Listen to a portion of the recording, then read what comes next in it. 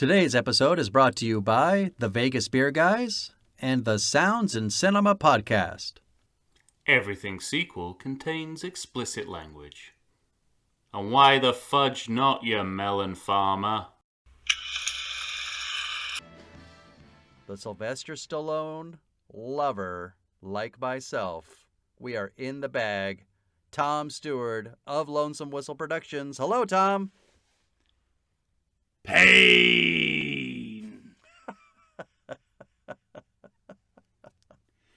This is the Razzie-nominated Mr. T. I was going to say, you have a lot of lines to choose from in this movie. Oh, yeah. A lot. Well, but I wanted to do something from the, once again, Razzie-nominated Mr. T. Which is absurd. Just shows you. If I wasn't done with those people after finding out that Peter Cook and Faye Dunaway were nominated for Supergirl... Right. Believe me, I am now. I mean, I don't know if it's that they don't understand cinema. They definitely don't understand screen acting. Right. In about a year's time, Mr. T will become one of the biggest stars in television. Not only that... In a TV series... I'm going to save it, but... In a TV series with some of the best actors in television and Dirk Benedict... I don't mean that. It's not fair. I love me a bit. That was pejorative. That was not I love nice. me. I know, I'm joking. It's an easy mark. I love me a bit of Dirk Benedict. How dare you? And you don't, I'm sorry, you don't achieve that level of fame without being an arresting screen presence. Right. I'm not saying I understand all of his acting choices in this movie. And yes, he looks in the lens a little too much. But this is one of the most fascinating screen debuts I've ever seen. And, you have to discount Penitentiary 2 if you want to think about that as this is a screen debut. Of course. This movie says introducing. I'll buy it, even though he did Penitentiary 2. Did you notice his signature, his autograph on the drum? No, but that's the great thing. Nothing surprises me. They're revealing Rocky's statue, and you just see a close-up on a drum, and it says Mr. T. There's a story from... Fucking amazing. There's a story from when Boy George cameoed in the A-Team. He tells a story about Mr. T that every time he would come over and talk to anyone, he would tell endless stories about himself. And so Boy George took to hiding in his trailer every time, and he knew that Mr. T was coming because he could hear the jingle jangle of his jewelry. So every time he heard that, he ran into his trailer to hide so he wouldn't have to hear a series of stories about Mr. T from Mr. T. Oh, that's fucking great. But, I was trying to put myself in the mindset of someone in 1982 seeing Mr. T for the first time. I do not know what you would make of this guy.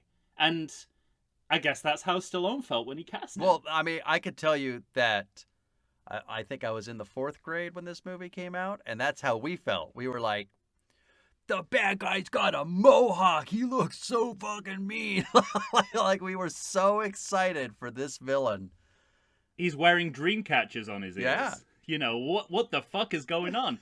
And what the fuck is going on is a great entry point into this movie. Yeah. So, once again, I'm a How Dare You Awards man, not a Razzies man. Thank you. Thank you very much. Because you appreciate an actor like Mr. T instead of instantly dismissing him. Worst new star. What even is that category? Right. That's just like, hey, you're something different. Fuck you! Worst second try. Worst third movie. Like, you could just go on and on. All right, ladies and gentlemen, we are talking about Rocky III, a 1982 film directed by Sylvester Stallone. Yes. Tom, this movie's all the way at 65% on Rotten Tomatoes. It's a very good movie. Not if you talk to certain people. Like, talk to people who are not living in a haze of Stallone love. Yeah, yes. Yeah. Exactly. Fortunately, we don't have that problem on this podcast. Well, It had a budget of $17 million, an opening weekend of $12.4 million. In the USA, $125 million.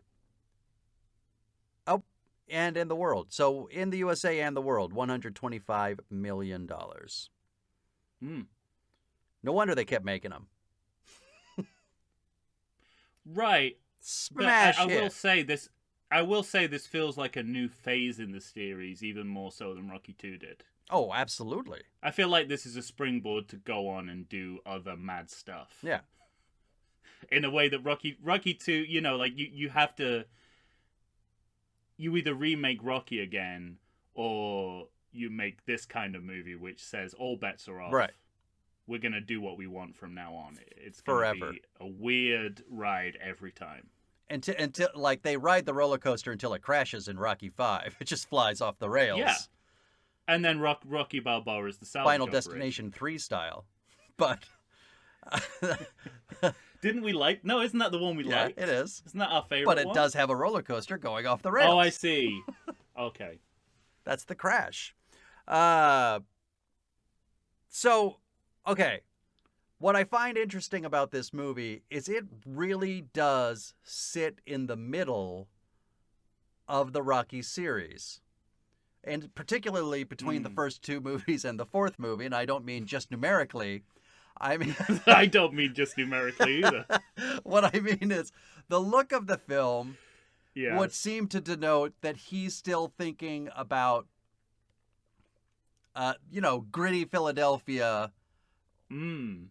through the lens of the camera. That's what the movie looks like. Right. We're not in the saturated mid-80s, but we're clearly in the 80s as a filmmaker and as a movie. I But agree we're not completely. fully into 1985 Rocky 4, where it's full. I mean, we are full 80s. So this movie lands in both 70s and 80s territory as a movie, the way it looks and the way it feels. But Ronald Reagan, his America, Well, Ronald Reagan is pictured. Rocky is pictured with Ronald Reagan in this movie, Right. which is perhaps the most unnecessary shot. yeah, exactly, of the movie. exactly. Like, we don't need to see Reagan to know that Reagan has his fingerprints all all over this movie. And it's funny because this is the second time we're talking about this because we talked about it for First Blood Part 2 as well. Yes. So Stallone himself seems to be like wrapping him. He's waddling himself in the blanket of America as seen through the eyes of Ronald Reagan. Yeah. Yes. I don't. Again, I'm always hesitant. I know that is a established line of thought about Stallone, but I always think there's a few complications and qualifications here and there. I don't know if he's as thoroughly Reaganite as he might seem on the surface. See, I think that, like, I've had a conversation for the other podcast. I mean, Right, okay. So you already decided that I'm wrong, which is this fine. is a 1982 movie. So I had to talk about it with Matthew Aldrich, who had an adverse reaction to the movie. And Yeah. at some point, Well, to the number in the title, yeah, as we've discussed. He's allergic to He threes. doesn't like We talked threes. about this. but at some point, I don't know. I think especially compared to the next movie, which is pure Cold War propaganda. sure. This movie finds some holes in Reagan's America that the next movie doesn't. I think. Okay, I mean, I'll go along with that, but Which is not. but to I say think there's that some overall... unconscious shit in this movie too Oh yeah. that Matt actually woke me up to.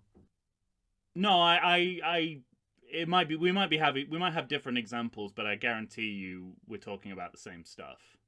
And we'll get there as the movie goes on, but I want to go back to what you said very astutely, that while the look of this movie is riffing off the first two Rocky movies, for me it's the editing of this movie that puts it firmly in the 80s.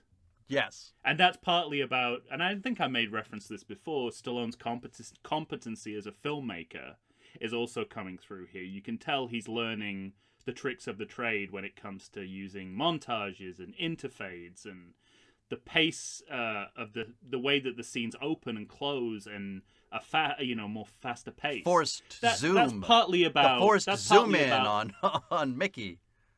Yeah, it's partly about, and split screen, it's Mm-hmm. partly about competence with the devices of filmmaking as much as it is about, a time in cinema where this kind of heightened style is very commonplace. So I think it's a conflation of the two. But it's very clear what I love about this movie in every respect is that it sets its stall out from moment one. You're never in two minds about what this movie is. And that is very different. It's very different from what the first two Absolutely. movies are, and I admire and respect that, as I always do. But you can tell that the style is laid on a lot thicker. Oh yeah. In this movie. But I you're also absolutely right, think that what he's going for, he's going for style in his filmmaking that matches the monetary benefits of what the character's going through, which to me is really interesting. And that's the other really interesting parallel here is in the characterization of Rocky is changing in the context of the fictional universe because he's becoming comfortable with fame. He's become wealthy. He now can do commercials. He's now can read the auto cue, apparently, and to a high degree, to a high level after reading that Edgar Rice Burroughs book. Right. But yeah, exactly. So it's which is partly about where Rocky's storyline has gone, but it's fairly clear that it's also to keep pace with how Stallone's external celebrity persona has changed over the past few years. Like it's all about meeting Rocky, and it's in meeting in the middle between Stallone and the character of Rocky. Like both elements are going on at the same time, right? And one of the things I think, you could definitely hold against this movie if you were being harsh, but I actually think is one of the most enjoyable aspects of the movie is that at some point the fourth wall of this movie comes down. Okay. And the rest, like there is this kind of reality slippage between the diegetic world and the non-diegetic world in here. Well, because I mean, first of all, we're gonna get the beginnings of both Mr. T and Hulk Hogan in one movie. Right. I mean, and the closest we come and these so two far are going to Gremlins dominate 2: the Back. 80s. They're going to dominate everything we're seeing and doing and talking about for that decade. And so will Stallone. Yeah. But there are various points in this movie where it's clear that we're speaking both to the off-screen Stallone as much as we are the on-screen Rocky. Right.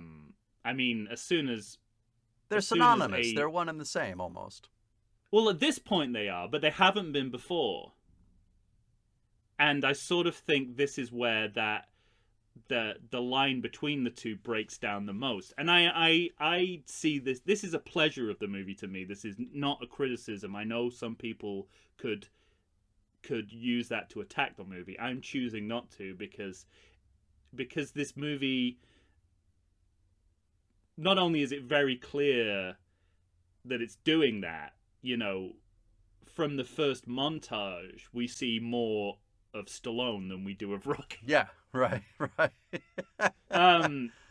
We get a character that's closer to the person we know as Stallone than the character we know as Rocky. I mean, we see actual footage of Stallone on The Muppet Show.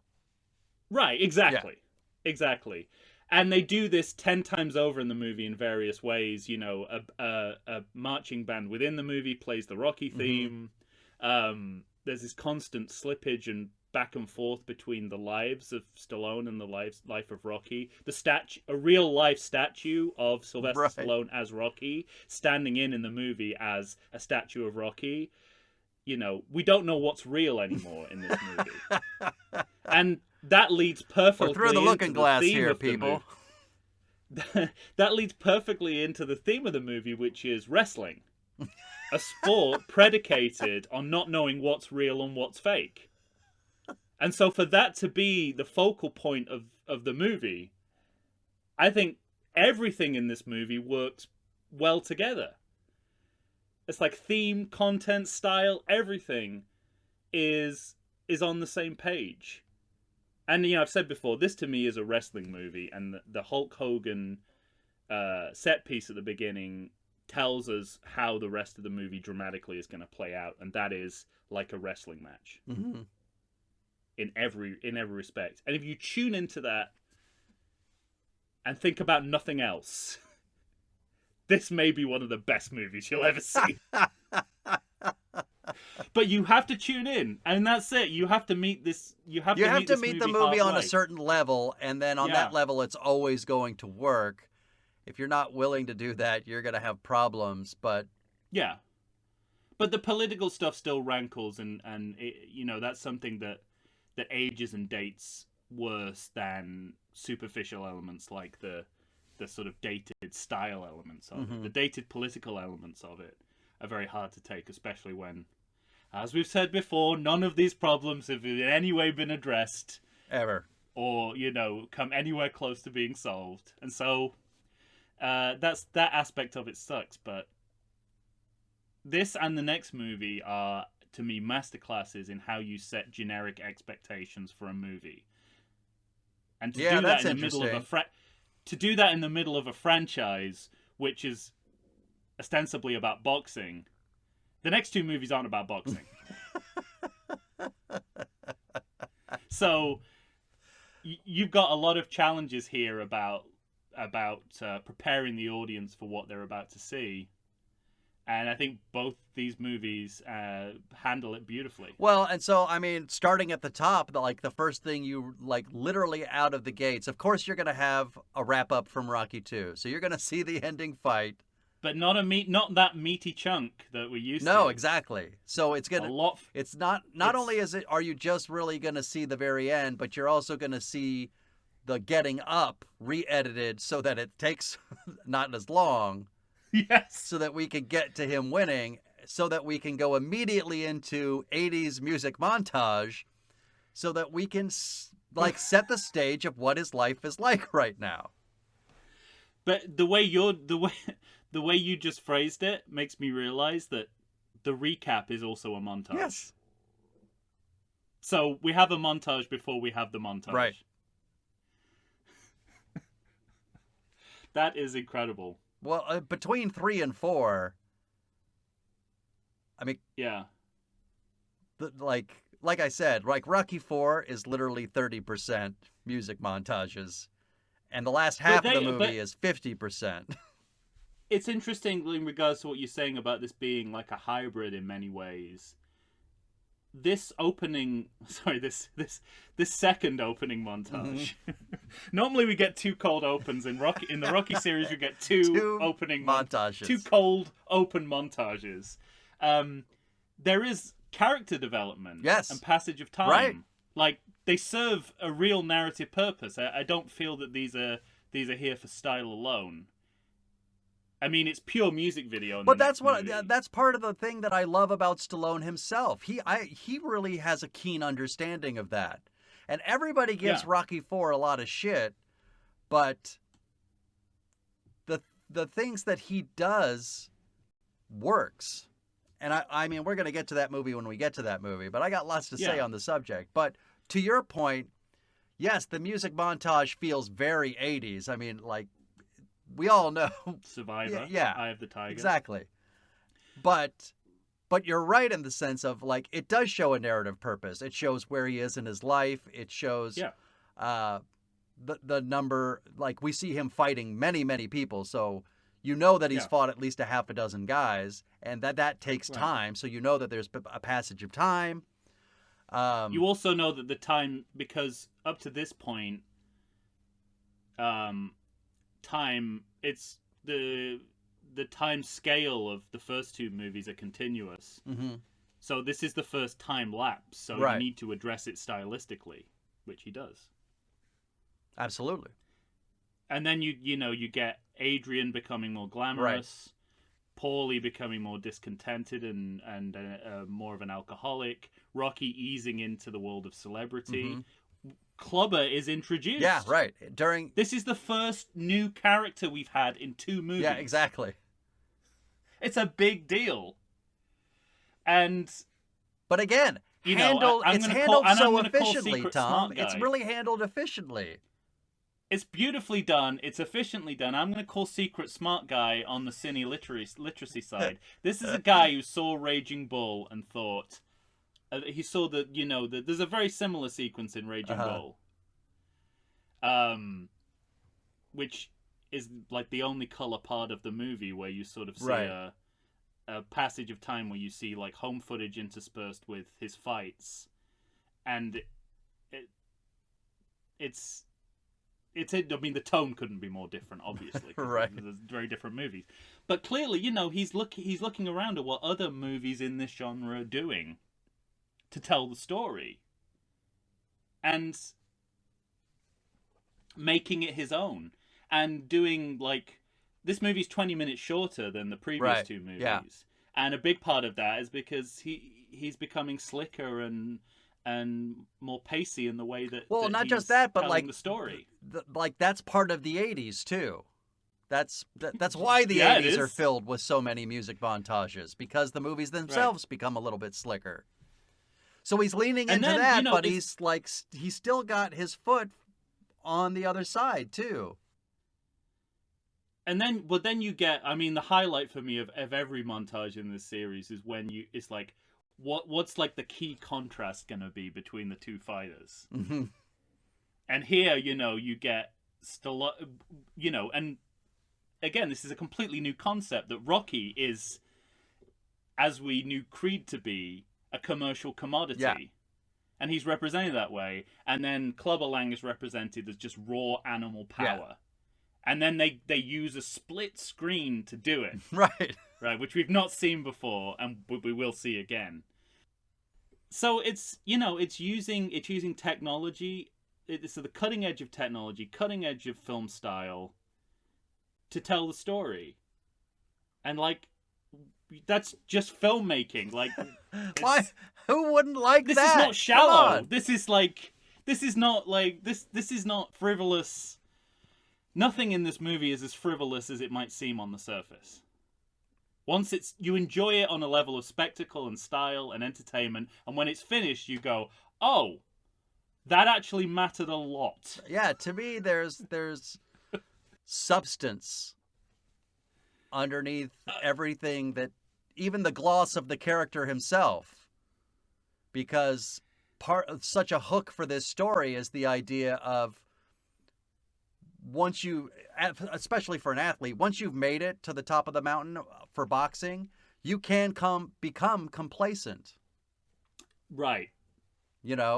Everybody knows that Buster Well, Douglas beat the shit out of Mike Tyson because Mike Tyson didn't prepare for Buster Douglas. I assume that's correct. Sorry. No, it's fine. Some people listening will appreciate that. But that's really interesting. I mean, again, like, this, just because a screenplay is on the nose doesn't mean it's bad. In fact, often it means it's good. Mm-hmm. And later on, then the movies do this, like the theme of each movie, which is, each one is different. Yeah. There's a separate theme for each movie, and Mickey says it out loud. He says, you got civilized. Right. That's what this movie's about. And he says it's the worst thing that could happen to a fighter. Right. You got civilized. But that is both clever, because it's an entirely new line of storytelling that we haven't explored before. For Rocky. But it's also necessary because, yeah, we've seen it in Creed. We've seen it through the opponent. We've never seen it through the main character. But it's also necessary because Stallone, the actor, has changed physically. I mean, they have this great appearance. line from Paulie at the beginning of this movie when Paulie 80s alert, he's in an arcade. When he throws the bottle at the Rocky pinball machine and he gets arrested, he has this great line after he gets bailed out where he's saying, "You're doing so good, got your face all fixed up." You know, like Stallone is willing to say. And suited and upright. We've never seen Rocky standing upright before. With good posture. And this is what's interesting to me. And again, this is going to sound like an attack on the movie, and it is anything but. For me, this movie is where the character, we're furthest away from the essential character of Rocky. Mm-hmm. Part of that is in context, because that's what the character's going through. He's losing his identity. But part of that is we're trying to bring more of Stallone and how he appears in the 1980s into the Rocky movies. Right. I do not think this is a bad thing. And I'm going to say I prefer this. I prefer losing the character of Rocky to having the character of Rocky and the performance being garbage, which is Rocky 5. Right. The character can be spot on. If the performance is bad, that sucks. Yeah. This is interesting. This is metafilmically interesting, and it also makes perfect sense within the character arc that is presented to us. We're going to hear from Matt Aldrich. Let's take a first break, and then we'll come back. And we'll let me say, I pity the fool if he tries to take both of us on at once. We're gonna tag team. We're gonna take a break, and then we'll come back. I'll tell you the nature of his. I like to think I know something about beer, but nowadays even I get overwhelmed when confronted by the exhaustive selection of craft beers they have at bars, breweries, and even grocery stores.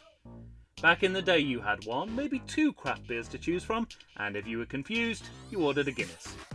But in beerstinations like San Diego, the craft beer options lately are in double, sometimes even triple digits. So what's a beer drinker to do? You need what I need, the Vegas Beer Guys. Your beer of choice should be a perfect blend of malt and hops. And so a live show about beer needs that same balance. And the Vegas Beer Guys matches beer expert Dan Aker with self-proclaimed beer novice Stephen J. Weiss. The results are eminently drinkable. They're on Facebook, they're on Instagram. They'll try new beers, they'll tell you about beer. Think of them as your beer Sherpas guiding you up a foamy-headed mountain to reach the peak of your pint. God, I need a beer.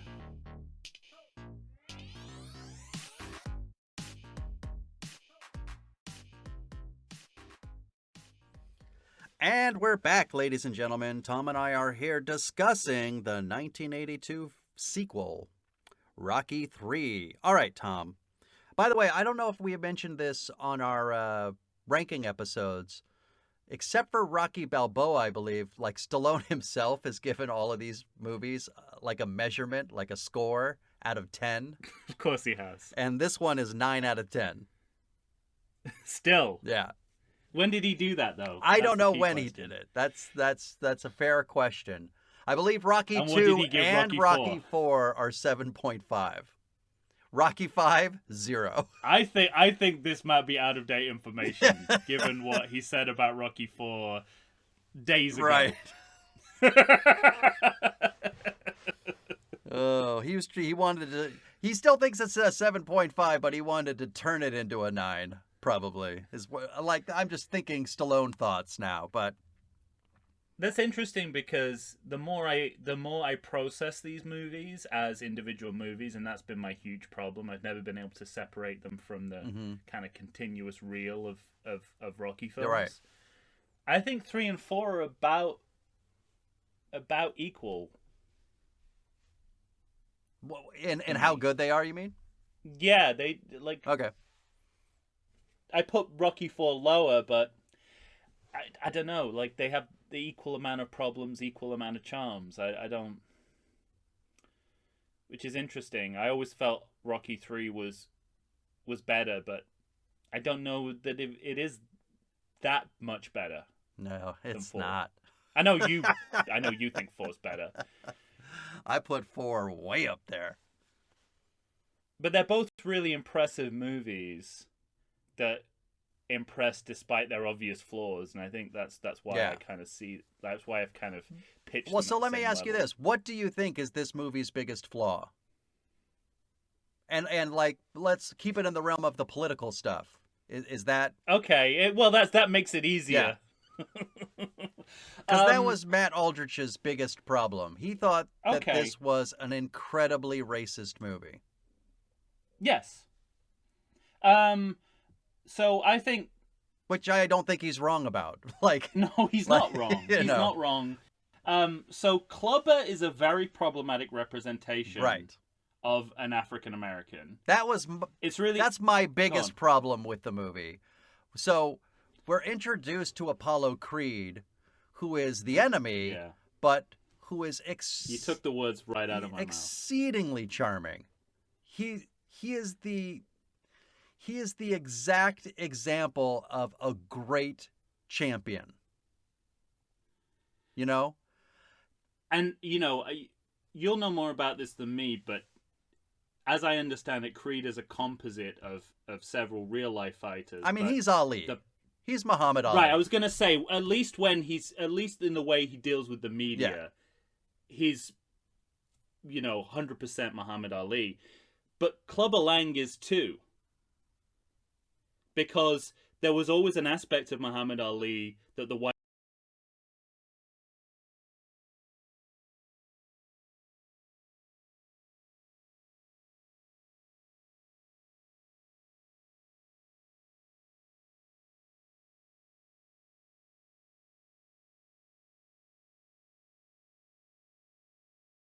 Apollo Creed is a black man. Clubber Lang is a black man. But now we're in the 80s and it's Reagan's America, Yes. and all of a sudden the black man is really evil.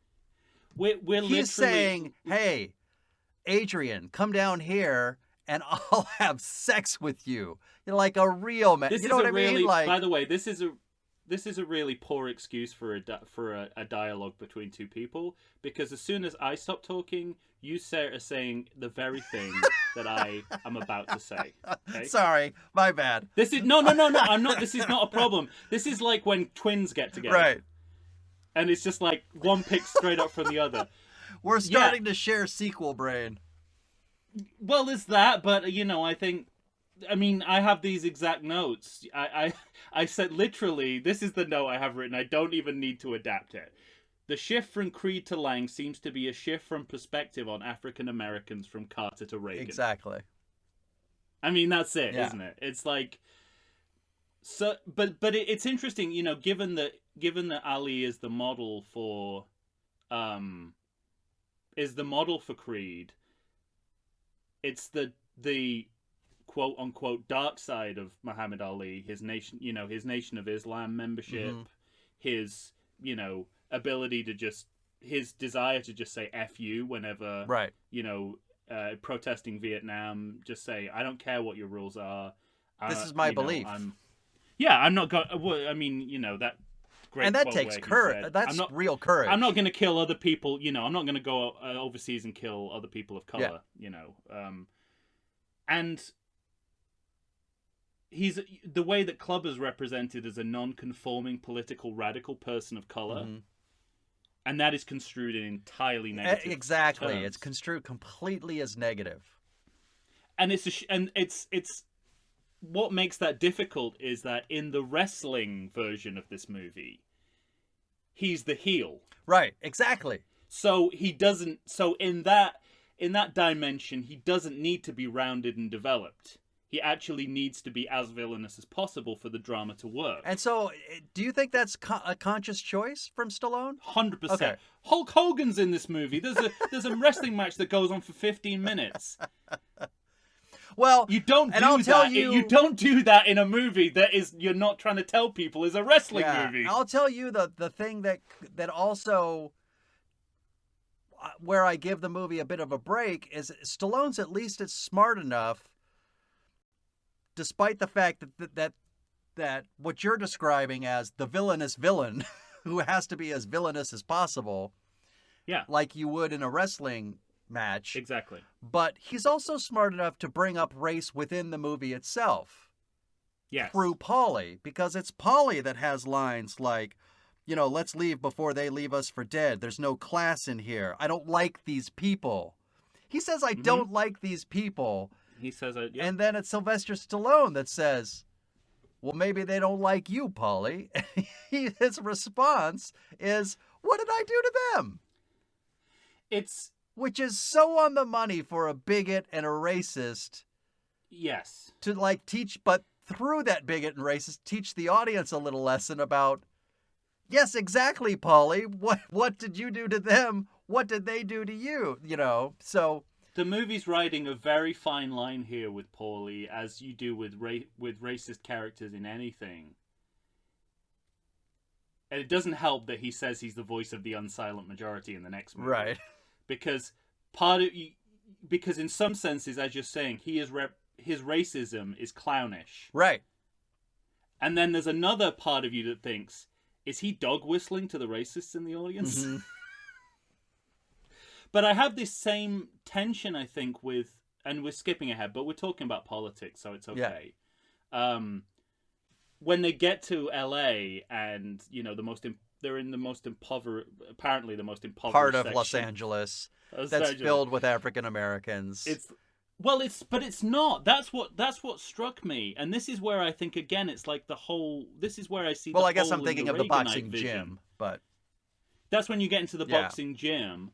But outside, it's almost 50-50 black and white, which, I don't know what to make of that, because as someone who's left wing, I would immediately be going well, doesn't look like Reagan's America is helping white people either, and they're the people who are supposed to benefit. Right? Yeah. But I also feel that it's maybe that's just white privilege of, let's make sure it's 50-50 in every shot. Let's make sure there's as many white people as black people on the streets. Right. So we don't get accused of racism. I don't know. But that is potentially a progressive statement to say, Reagan, the working class and middle class that you're trying to save are all sitting in the streets homeless. Yeah. So, again, I think it's always more complicated than it looks on the surface. And you're riding a very fine line with all of it. Yeah. But it's unmistakable when Clubber Lang comes onto Adrian in that press conference. It's hard to watch. But again, that is something you would get in a wrestling match. Right. That's WWF. Well, and so let's talk about that, because... And there's so much of that in this movie. So much of there's more fighting outside the ring than in the ring. Right. Which is pure WWF, right? Right. You start in the corridors before you even get in the ring. Well, and I want to talk about Hulk Hogan as Thunder Lips, because what's interesting to me is that both Hulk Hogan and Mr. T, who are, and of course Mr. T more so, because at a certain point Hulk Hogan drops the veneer of Thunder Lips and it's just good match. It's what'd you go so nuts on me for? That's the name of the game. But they're both I want to talk about that scene in depth, because as a kid, that's what you fell in love with. Was Thunder Lips coming out you were this is fucking amazing. Oh, interesting. But politically, what I find interesting is that both characters are represented as villainous, right? Hulk Hogan's out of his mind, and Mr. T can't even be talked to. He's such an angry black man. But I think we're really proving Matt's point now, aren't we? But what's interesting to me is that both of those men, through this movie, America fell in love with. Right. Who they were as entertainers, went through these characters they were playing. We fell in love with them anyway. He said, "Pity the fool." That was it. That was we fell in love. No, what I mean is obviously years and years of the A-Team would sort of solidify his iconic status in American culture. Sure. But the elements of I mean, B.A. Baracus is a hero, but Mm-hmm. that's because Stephen J. Cannell is a genius. But anyway, that's another story. He took this guy who was like classic villain and turned him into like one of the most positive characters on TV. Right. So, but like the elements of But the I think it persona has are something to all do here. with Mr. T himself. Like who he is as a Oh, performer. 100%. Yeah, okay. I mean, the raw material of this guy is just like perfect for the screen. Right. And I think he's doing a great job. I think it's a magnificent performance. I do too. Fucking get your shit together. How dare you, Razzies? So it's really interesting that you said that like this is the part that like that young people would kind of fall in love with, and if you're a wrestling fan, Yeah, because we were all over you'd WWF. just come in your pants and die, wouldn't you? Yeah. If you were like young and into wrestling, you'd just be like you'd be dead with a cum stained pair of pants in the audience. They'd have to wheel you out after 10 minutes. I mean, I went to the San Diego Sports Arena to see my favorite like guy, the Junkyard Dog, and then Jimmy Superfly Snuka, and like I mean. So again, I assume all this is correct information. It's all correct information, yes. I have no way of fact checking you. The Iron Sheik lived. But I approach this like as like an adult who sort of, doesn't care much about wrestling or and is like, jaded, cynical middle-aged man. Uh-huh. Totally differently. Like when this started, The wrestling and I think match I've when always it felt- started, you mean? when this whole set piece begins, like, and I think I remember this from previous viewings. I'm like, okay, we got to get through this, and then we'll get to the good stuff. No, come on. No, listen, this time, and again, knowing we would talk about it, focusing more on the individual movie.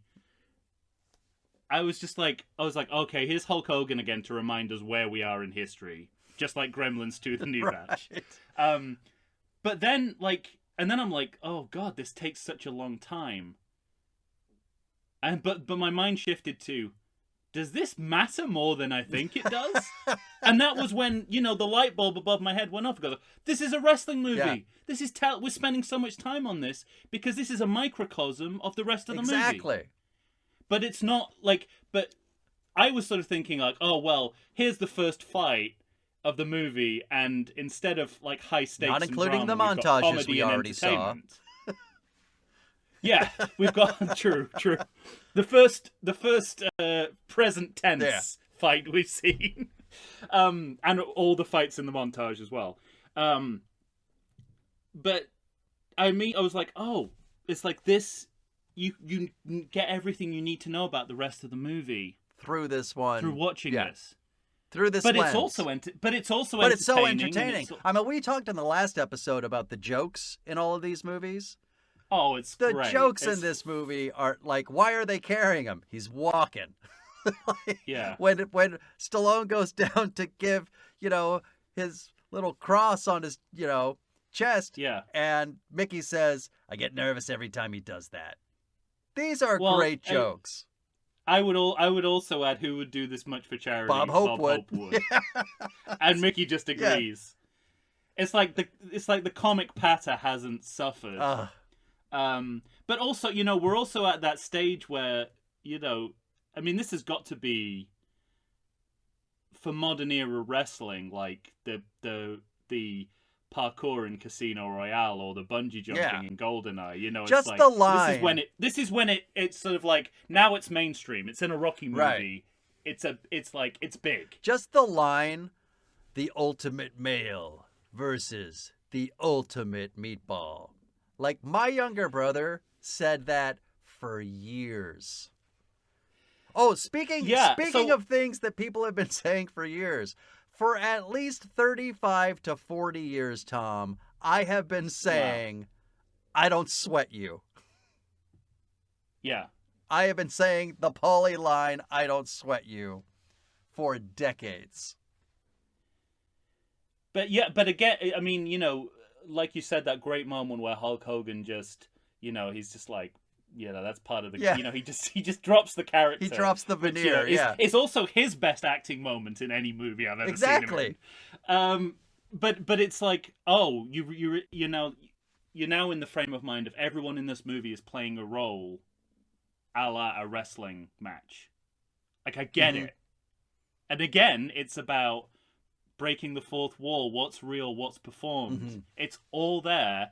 And on top of that, the final shot is of Clubber looking disgusted Right. that this clown is the heavyweight champion of the world. So that feels like it's the straw that broke the camel's back. He's like, I'm going to challenge this guy to a fight in the middle of his day, where his statue is revealed. Yeah. And and we're getting the beginnings of conflict between Mickey and Rocky that will determine the rest of the movie as well. So once you get past the kind of carnival-esque surface of this scene, which seems like it's just a frivolous distraction from the rest of the movie, it's actually once again important, crucial, and central, and says more about the movie than the actual real boxing match that happens later on in the movie. So I really came around on that sequence in this viewing. Nice. Well done, sir. Well, and so, I mean, we've talked about the statue. I'm not the smart guy. No, Stallone is the smart guy. We'll say again. I'm just, but he's a secret smart guy, so sometimes it takes more than one viewing to get there. Well, you only learned how smart he was on this last viewing. I mean, how many times had you seen Rocky III? Yeah. Yeah, because this is the height of secret smart guy pretending to be dumb. Right. And acting like he's doing a dumb scene in a movie, when in fact this is the key to the movie. It unlocks the rest of the movie. He's hidden the key to the movie underneath the plant pot of this wrestling scene. Well, and so we follow that with what we've already talked about, and it's kind of criminally offensive, the what happens at the statue revealment. But that's also followed by but it's also a very good scene. It is, I know, right? And I like it a lot. Like Stallone is, I'm not Stallone. Clubber Lang, Mr. T is like so good. So good in that scene. He's so villainous. Do you think they knew he was going to turn up? Everyone reacts. I mean, maybe it's just like because you don't understand why this guy, like it's like we've never seen a performer like this before. But everyone in that crowd looks genuinely surprised, and horrified and confused. Stallone didn't let anybody know except Mr. T. You're gonna come in. That would be double secret probation, smart guy. But again, like the wrestling match is not over. This is just the part where the two wrestlers are like in the crowd fighting. It's in the middle, or just like a press conference suddenly. Well, and dramatically it raises the stakes, right? Like now Rocky has to fight. He has to defend the honor of his woman. And all of that feels very WWF, now WWE, but whatever. Yeah. But the thing that this movie does is it has those heightened, elevated, almost comical wrestling type scenes or ideas, followed by like an actual dramatic scene, downbeats, Yeah, absolutely dramatic downbeats, and so. Yeah. Crucial. And so the scene between him and Mickey, where he learns not that he was carried, but like these fights were carefully cultivated so that you could protect your eye and protect your life, but make some money and do this and be financially secure. It's a great scene between those two. It's an amazing scene. Despite the fact we're raking over the events of the last movie again, but it doesn't seem like it because it's such a good scene. Because Burgess Meredith is so fucking good. Yeah, and he's like, it's really nice that they gave him this kind of actor secret. Mm-hmm. You know what I mean? So he's carrying the secret that he's been carrying Rocky. Yeah. And it's really interesting because like, before this, you get the sense of like, well, Rocky seems to be smart now. How and when did that happen? And this scene kind of reminds you that, oh, Mickey's just letting him think he's smarter than he is. Right. So now he has the air of being, the air of seeming. Well, you know, losing like he's weight on and top getting of- in on even top of better his shape career, and looking better. and he doesn't understand. It's like, it's like high Yeah. school. It's like the veneer of the jock, Yeah, but he does what Mickey tells him in this scene is you don't understand your own career Right. and how it works. And most important of all, you don't understand that you can't beat this guy. He tells him, you haven't been hungry since you won that belt. And also, here's another great writing touch. Mickey's living in their Yeah. house now. Right. So this scene takes place in Mickey's Yeah. room in the Balboa Balboa estate. mansion. And I don't know. There's something. Burgess Meredith, like he's leaning into that. He's leaning into this idea of he's like the teenager. Yeah, right. Like he's gone to his room to sulk, and Rocky and he's leaving, isn't he? Like he's packing. Yeah. Like like the kind of teenager. I'm leaving home. It's just beautiful. Now, here's my other And big problem with the movie, though. All of this sets off his training for his Clubber Lang fight. I did always think that Rocky had something within him that was smarter than how he trains for that fight. And I also don't think Mickey would let him train like that for that fight. Now they have dialogue that tries to cover it up. Hey, let's go out in style, Mickey. Come on. And that's what's great about this series is, when there's an illogical turn in the narrative, they try to hone it as much. They throw multiple reasons why this makes sense to you. To the point where you're like, okay, fine. Go on. Fine, it makes sense. Go ahead. Yeah, I mean that's definitely it's maybe having a little too much fun at the expense of narrative logic here. Mm-hmm. And character, character plausibility and all those things. But also, again, and we get to this in the next movie as well, it's a excess and this sort of escapist circus feel. Yeah. Is also essential to this sequence because, he's the idea is Rocky's losing himself through self-merchandising. His identity. And in order to represent that dramatically, you have to do it in a overly stylized, highly artificial way.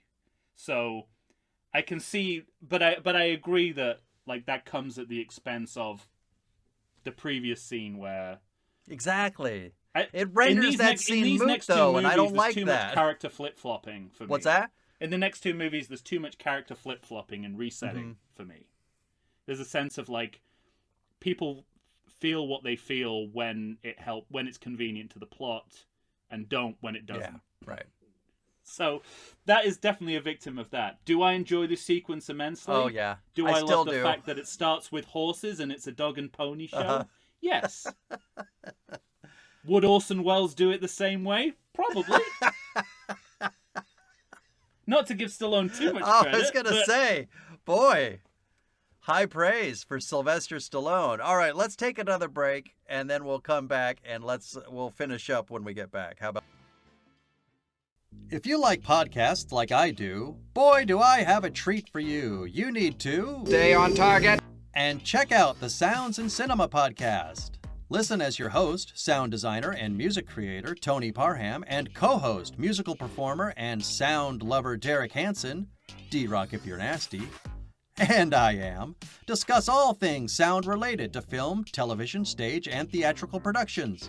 They discuss environmental sounds, bioacoustics, dialogue, the nature of communication through sound, but as an added bonus, they drink beer and try to stay on target. Find them wherever you get your podcasts and listen to the pure mania of a man who can charitably be described as Doug, the dog from Up, and another man with a soothing and sultry voice trying to get that man to stay on target. That's the Sounds and Cinema podcast. Tune in and listen to the sounds they are creating just for you. And we are back once again, ladies and gentlemen. Tom and I are here discussing the gem from 1982, Rocky III. Sorry, Matt. All right. Now, to me, this is when the movie goes to another level. I mean, we could talk about the fight itself, that first fight. I think it's interesting, by the way, that Rocky has you mean the first fight with stakes? Yeah, right. We've had about 8 of these fights so far. We have had like 9 fights without stakes.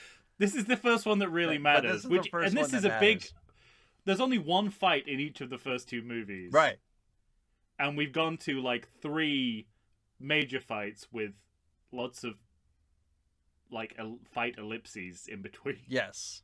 And that's the thing about this movie is, I think I mentioned in our ranking episode that this was something like Matt had turned me on to, where he was saying like the movie has to bend over pretty far backwards to like turn him into an underdog again.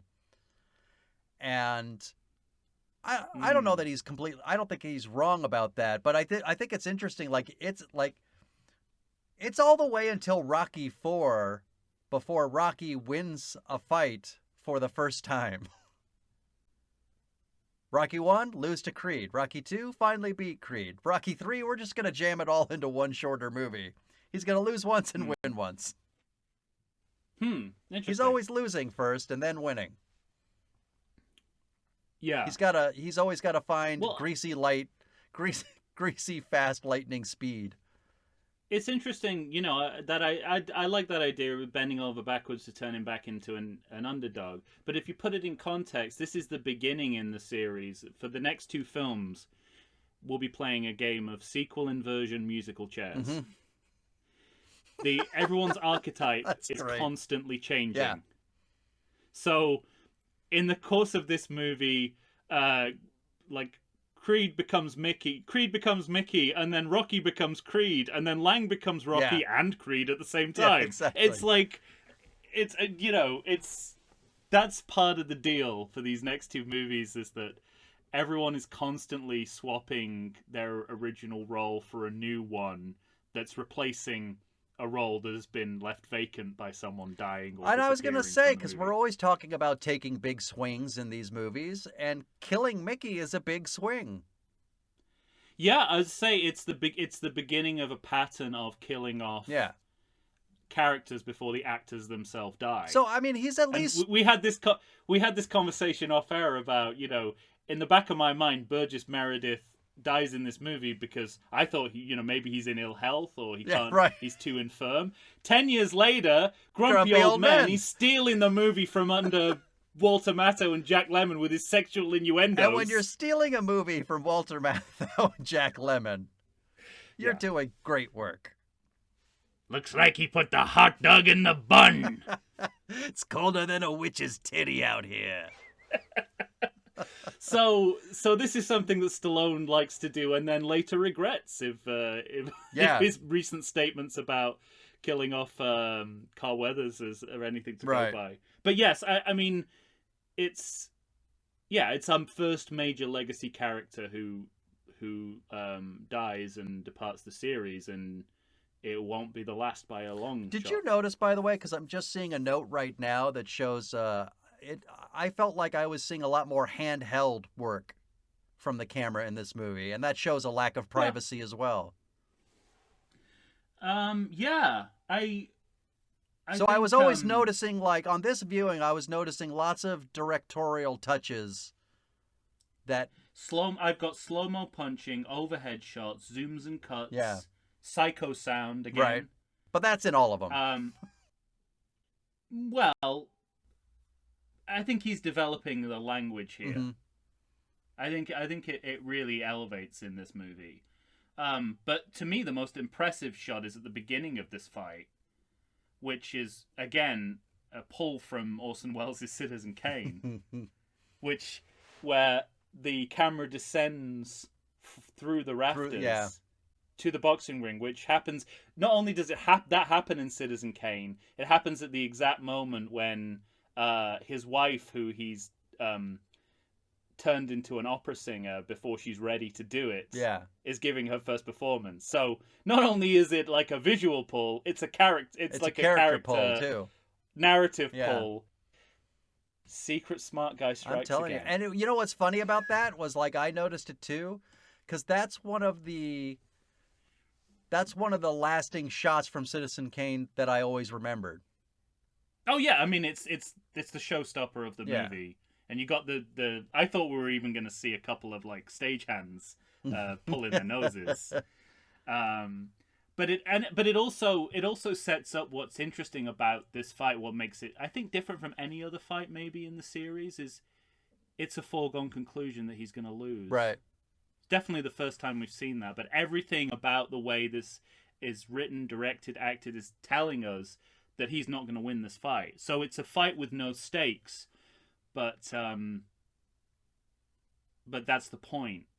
Mm-hmm. And it's a very interesting experience because you don't. Well, and you know he's into gonna it, ever. he's gonna lose even before Mickey gets sick because of the training montage they show you. Well, that's it. I mean, again, like later on in the movie, the screenplay scrambles over reasons why Rocky lost the fight. And it never decides. Mm-hmm. So it's like Creed says, I know your manager died, but that's not why you lost the fight. And I'm like, wait a minute, I thought that was why you lost the fight. It's like, okay, but there are actually, there are multiple reasons, but you're going into this knowing that no matter how competitive he might seem, he is going to lose the fight. Yeah. So that's interesting. It's 2 fights with no stakes in a row, which might be a bit of a problem. But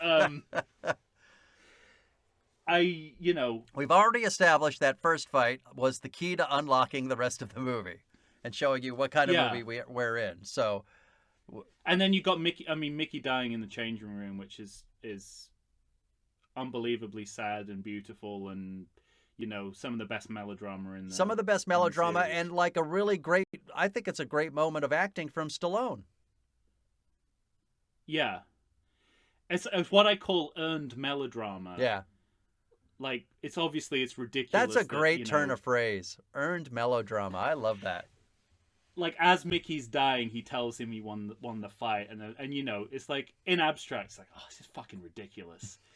But as because you've seen this relationship over 3 movies, you know how connected they are emotionally, and the fact that they rarely show that to each other.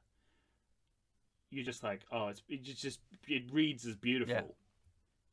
And this is exactly what you're saying about it. Takes this kind of like goes from the heights of melodrama to a kind of scene, like a almost realistic scene that you might get in one of the first couple of movies. Right.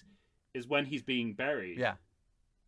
And it's like no one says anything, and you realize he's Jewish. Yeah, exactly. And I'm just like, oh my god! Like the movie just pulls this out of nowhere, like this really quiet. Because there's not low-key anybody scene. in the audience, like who had seen Rocky 1 and Rocky 2 who didn't think that Mickey was Catholic. Right, exactly. Yeah. And I just, it's done with nuance and grace and respect to both the actor and the character. Mm-hmm. And then Rocky gets on a motorbike. We're looking at you, Halloween 5 or Halloween 6 rather, who couldn't manage to give any nuance to and we've Donald just both Pleasance. seen a movie in which they also singularly fail to treat a character's death with grace. And then Rocky gets on a motorbike and suddenly we're in Cobra for a few minutes. Right? Yes. At this point, I was like, okay, this is the furthest away I've ever seen Rocky from... Like, it's the furthest away Rocky's, ever been from Rocky. The closest to Stallone, the furthest away from Rocky. And then Creed comes I was going to say, the then gym you and have it's a all pretty good again. scene between him and Creed. Oh. I mean, it's really... I mean, I don't know if we've said this before, but all these movies are 2-act movies. Mm-hmm. Like, it's very clear when the second act of the movie begins. Mainly because it's the exact halfway through the running Right, time. exactly. Yeah. Creed comes into the gym, second half of the movie begins. you know, That's not the way to do it. historically the opponents are now trainer and fighter. We're into that musical chairs.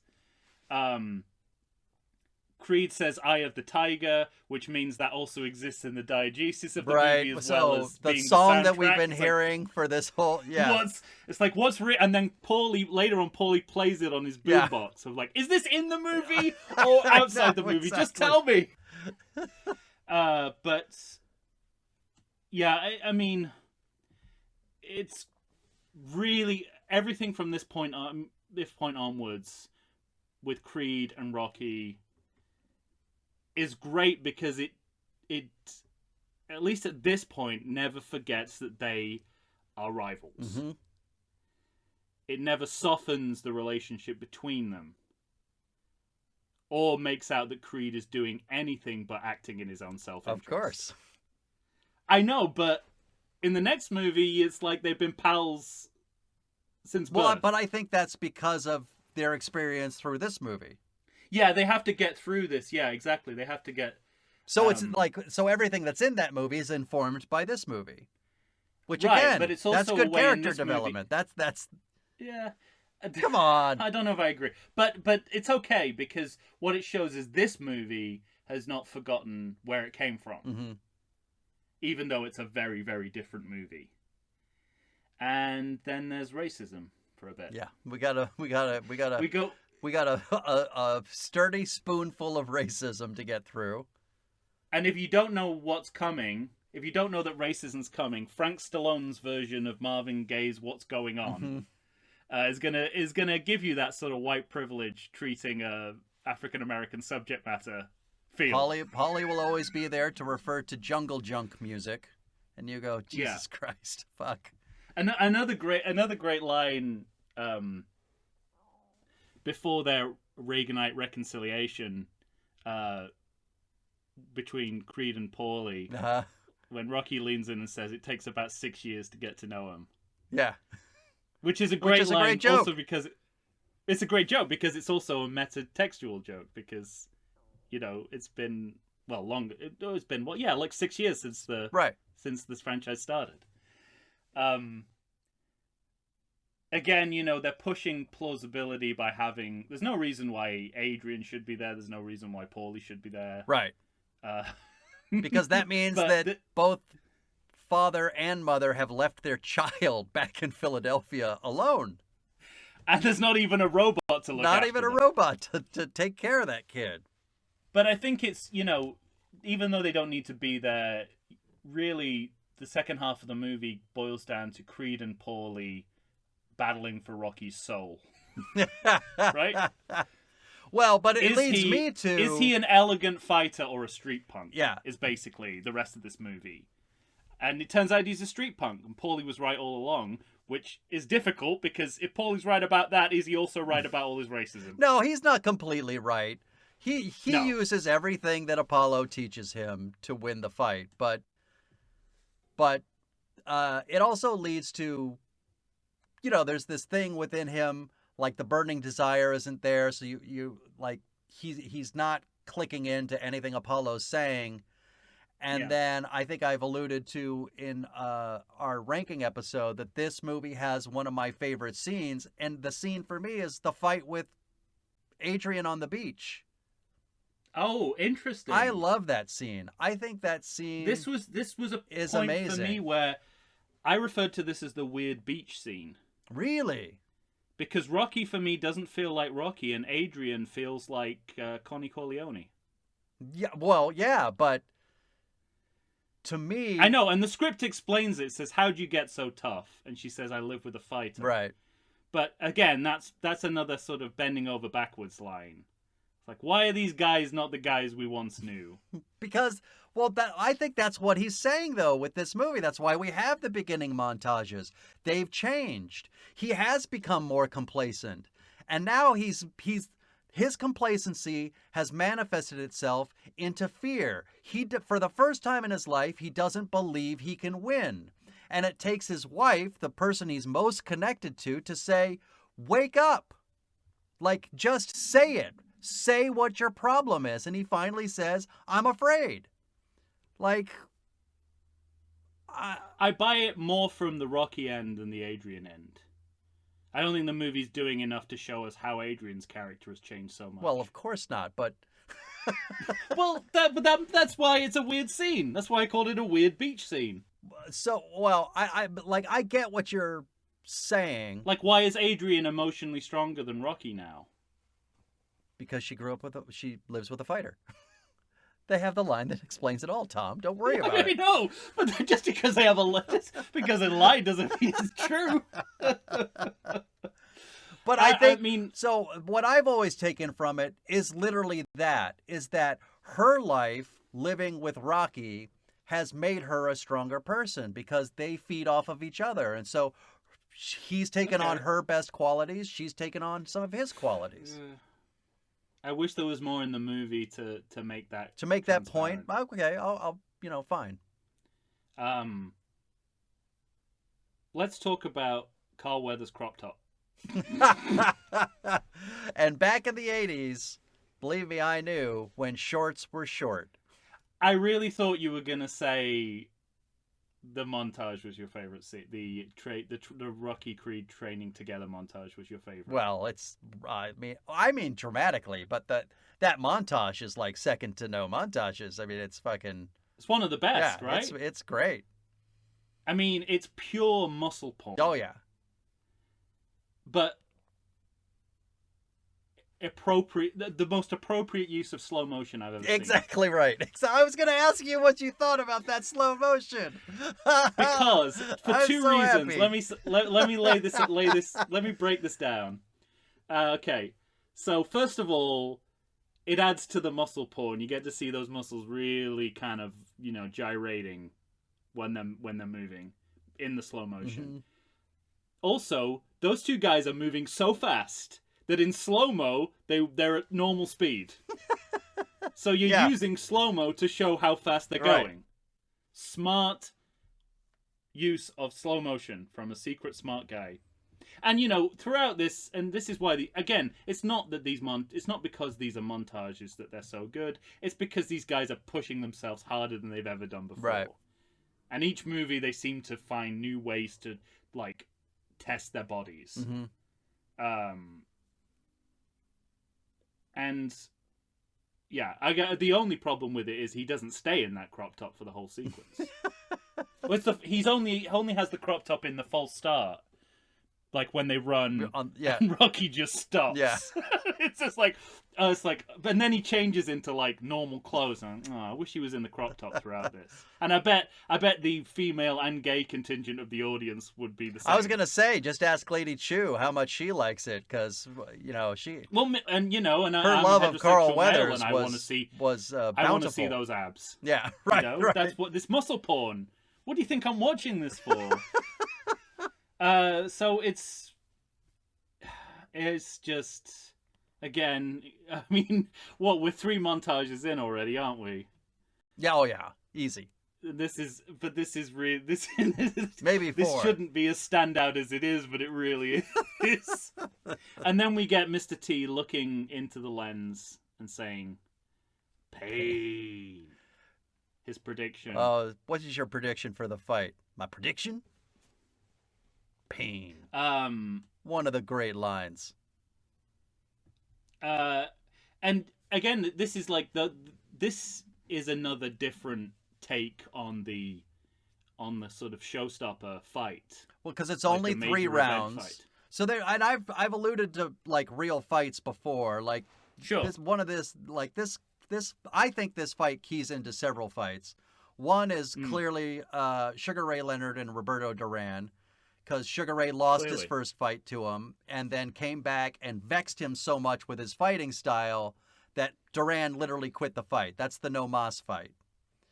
But to me, this fight also is very much the 3 rounds that marvelous Marvin Hagler had against Tommy Hearns, where they just stood in the middle of the ring and beat the shit out of each other for 3 It's like the best short fight you've ever seen in your life, and it's amazing. And I think that's part of what this fight was going for. And there's a little bit of Rumble in the Jumble with the rope-a-dope fight. Now that one I've heard. Yeah. Did you just include that as something? Did you just include that for my you. benefits? Like, let me So give him an easy something one. you might know. Let's throw Tom a bone. He's been listening for a while. Well, and I don't think we mentioned this with the first night as well, the first fight as well. But as important are the pre-match rumble, Oh yeah. because that's what killed Mickey Mm-hmm. in the last fight, which is basically the heart of that sequence. Is that's where it matters in the drama, is that Mickey dies. And here, you know, there's another pre-match rumble, like the fight starts before the fight, which is, you know, the wrestling element of But it. again, great joke. I thought Which you is said what? stay cool. That was cool. It's great.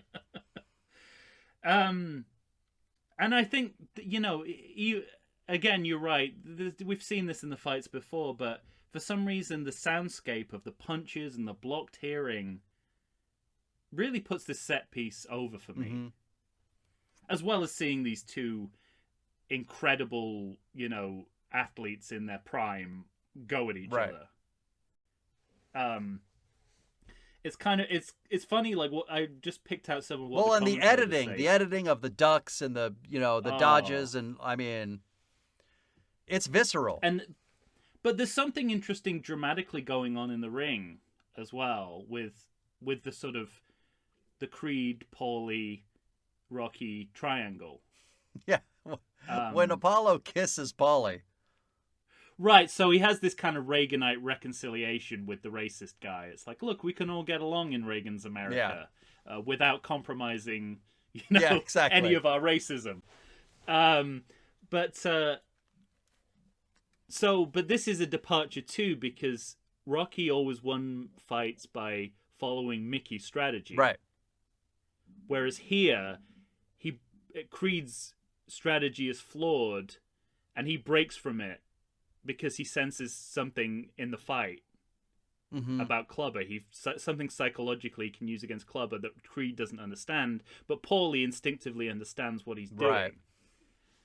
So I don't know. It's very it's like compelling on a lot of levels. It's not just the sheer you know, the brute force and the choreography and the editing. There's something interesting going on dramatically.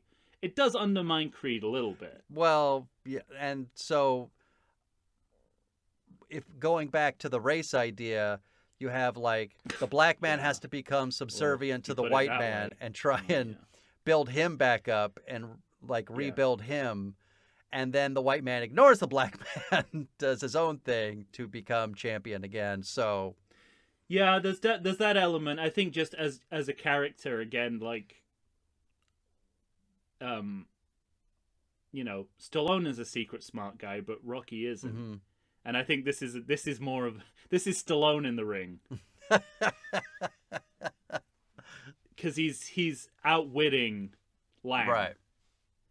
which I don't know, that it's not the most plausible part of this movie. Well, and also because that he could do that whilst being punched repeatedly in the head. exactly. So he's Um, but also I don't see Clubber Lang tiring out in round 3. no, So that also is not very plausible.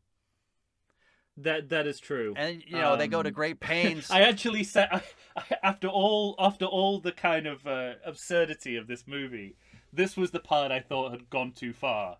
That Rocky does something smart in the ring. That he's able to outwit another fighter is a bit of a departure. And that somehow Creed isn't, even though his whole game is It's based on around being the psychological smartest person in the intimidation. ring, right? Right. But what's also interesting here is that this is the first time that the fight is not the finale of the movie. Yeah. But a fight is. God, another fight. Another fight. But what a finale too. You think you're done with the fights, and then you get a closed door fight rematch between. That leads us right into our painting from Leroy. Come on. It's great. I don't like that painting. How dare you. And I don't like that being on the credits. It doesn't. Again, that feels pure Stallone, not Rocky. And but the closed door fight is great. You know, after all, you know, making Rocky and Creed still the main event is a really nice nod to the tradition of the series. Yeah, right.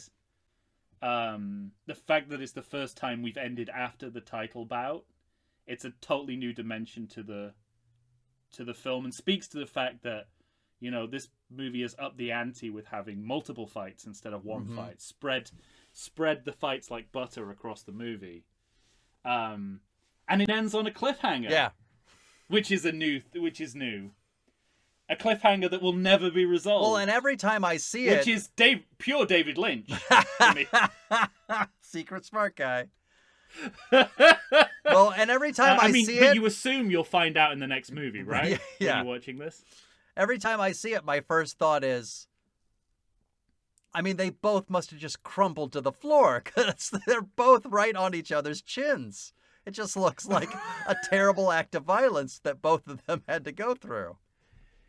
But that, I mean, the if you take a step back and think about that this is also the first Rocky movie that's ending on a moment of ambiguity. Mm-hmm. Fascinating. Yeah. Don't write this movie off, guys. I'm on your side. It will make you want to, but don't. Well, yeah, I mean, go ahead. I was just gonna say, because I ranked this one second to last, but only because I'm insane enough to love Rocky IV as much as I do, and it jumped so far up on my list. But I couldn't put this ahead of Rocky II. Well, this is only third on my list. Right. But as you stated at the beginning of this episode, you might not be giving Rocky IV quite as much credit as you should. Actually, I think in talking through this movie, I feel completely justified putting it where I have. And maybe not that, and it's really difficult. This is such a strong series, but this movie's got it going on in ways that I hadn't contemplated before. Mm-hmm. Also, you know, again, speaking to the fact that, you know, this is a new kind of Rocky movie, we get much less made of, well, obviously, we don't know how long after the fight these two are going into the ring together. But it seems like some time has passed, right. But probably not enough for it to be realistic. Yeah, exactly. Well, and time is going to become a real issue with the next two movies, so... Right. But in the previous two movies... There was so much made of the physical and mental damage to Rocky post-fight. And here, it doesn't seem to be an issue. No. Because we're in the 80s. Get back into the ring. Because we're in the 80s. Everything's good. And then we hit the 90s, and it's all about brain damage. Right now, it's all champagne and cocaine. Like, let's go. Right. So we end on that freeze frame. We get the painting, all right, I suppose. Come on. You know, this movie's all about painting. And a very, very brief credit check. I mean, there's not much to say. Frank Stallone, once again, is rearing his ugly on head. The soundtrack. Yeah. And is also one of the sparring partners. Yeah. Which, again, gives me that image of him hanging around the set. Hey, get over here. You're like just the first go person stand over by that trash over can there. And now fight me. I mean, it's really, you can tell these guys are brothers. I mean, he bullies him like a brother. It's great. So that's all I had for the credit check. I think it's a magnificent movie. I really enjoyed watching it again. Every time I watch it, I see something that impresses me more. But it's also, you know, it's a fun piece of 80s trash. Mm-hmm. If you want to turn your brain off. Absolutely. Not want to think about it metafilmically. Oh. My younger brother is going to be thrilled when he's like to see this episode come up. I think he sent me a text like maybe 8 months ago that said, "Why haven't you done the greatest movie ever put on film yet? Where's Thunder Lips?" He calls the movie Thunderlip. Yeah. How great is that? All right. Yeah, that's great. Well, we have thoroughly hashed out Rocky 3. Mhm. So call in, Andrew Shantz or Matthew Aldrich. Tell, I imagine those will be very different calls. yeah, right? All right. If you have... This one message is 10 seconds. This other one is 20 minutes. One is a real tirade. If you have something to add to the Rocky 3 conversation, by all means, please send us an email. Find us on Instagram, Facebook, or Twitter. Send that email to the Everything Sequel Podcast at gmail.com. We want to hear from you. Where does Rocky 3 lie in your ranking? Is it a good movie or a bad movie? We know what 2 people think. We want to know what the rest of you think. So let us know. For Tom Stewart of Lonesome Whistle Productions, I am Michael Shantz of the How Dare You Awards. What have you got for him, Tom? I've seen wrestlers big as dinosaurs. You ever fight a dinosaur, kid? They can cause a variety of damage. What I like is you're doing a perfect impression and yet still sounds penguin.